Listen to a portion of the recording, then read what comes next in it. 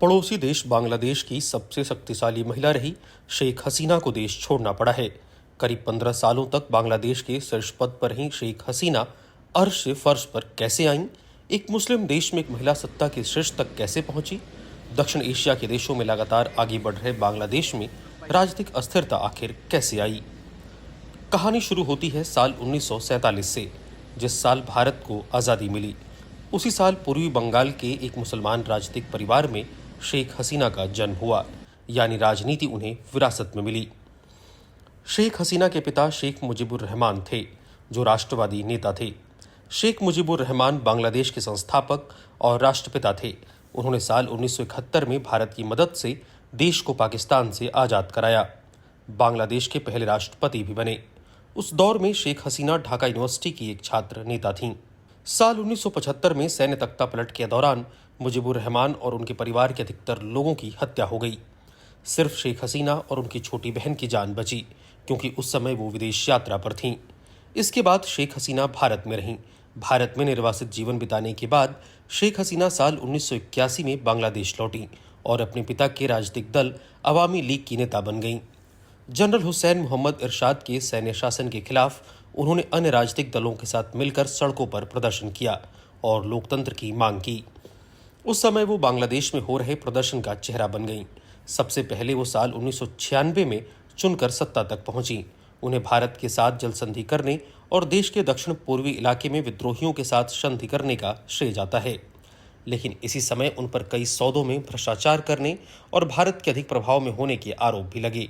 साल 2001 में अपने राजनीतिक सहयोगी से प्रतिद्वंदी बनी बांग्लादेश राष्ट्रवादी पार्टी की बेगम खालिदा जिया से चुनाव हार गईं। शेख हसीना और बेगम खालिदा जिया दोनों ने बांग्लादेश पर लगभग 3 दशक तक राज किया है। शेख हसीना साल 2009 में फिर सत्ता में लौटी। ये चुनाव कार्यवाहक सरकार की निगरानी में हुए थे। इसके बाद वो लगातार सत्ता में बनी रहीं। उन पर भ्रष्टाचार और चुनावों में धांधली के आरोप लगते रहे। साल 2024 में हुए बांग्लादेश के आम चुनाव में विपक्षी पार्टी ने हिस्सा नहीं लिया था। शेख हसीना एक बार फिर सत्ता में आईं, लेकिन इस बार उनकी राह मुश्किल थी। चुनावों के बाद नौकरियों में कोटा आरक्षण का मुद्दा गरमाया।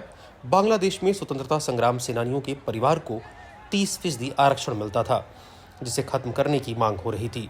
आरक्षण का ज़्यादा लाभ अवामी लीग पार्टी के नेताओं और उनके परिवार वालों को ही मिल रहा था, क्योंकि बांग्लादेश की आज़ादी में अवामी लीग का अहम रोल रहा। आंदोलन ज़्यादा बढ़ा तो कोर्ट ने साल 2018 में कई तरह के आरक्षण खत्म कर दिए, लेकिन जून महीने में हाई कोर्ट ने इसे फिर से बहाल कर दिया, जिसके बाद हजारों छात्र सड़कों पर आ गए। देश के अलग अलग हिस्सों में कोटा व्यवस्था के खिलाफ इनका प्रदर्शन जारी रहा। कई छात्रों की मौत भी हुई। 1 जुलाई से चल रहे छात्र आंदोलन के बाद 21 जुलाई को बांग्लादेश के सुप्रीम कोर्ट ने सरकारी नौकरियों में आरक्षण को लगभग समाप्त कर दिया। सुप्रीम कोर्ट ने आदेश दिया कि देश में 93% सरकारी नौकरियों में भर्तियां योग्यता के आधार पर की जाएं। साथ ही कोर्ट ने कहा कि 1971 स्वतंत्रता आंदोलन में शामिल रहे सेनानियों के परिजनों को सिर्फ 5% आरक्षण दिया जाए। बाकी 2% नौकरियों को विकलांगों, ट्रांसजेंडरों और नस्लीय अल्पसंख्यकों के लिए आरक्षित रखा गया है। लेकिन इस फैसले के बावजूद बांग्लादेश के छात्रों और लोगों का आक्रोश शांत नहीं हुआ। इसके बीच देश में बढ़ती बेरोजगारी, तानाशाही और भ्रष्टाचार जैसी वजहें भी शामिल रहीं। शेख हसीना के इस्तीफे की मांग जोर पकड़ने लगी। इस्तीफा देने की बढ़ती मांगों के बीच शेख हसीना डटी हुई थीं। उन्होंने प्रदर्शनकारियों को आतंकवादी कहकर उनकी आलोचना की। उन्होंने इन आतंकवादियों से सख्ती से निपटने के लिए समर्थन भी मांगा था। लेकिन बढ़ते विरोध प्रदर्शन के बाद 5 अगस्त 2024 को उन्हें देश छोड़ना पड़ा।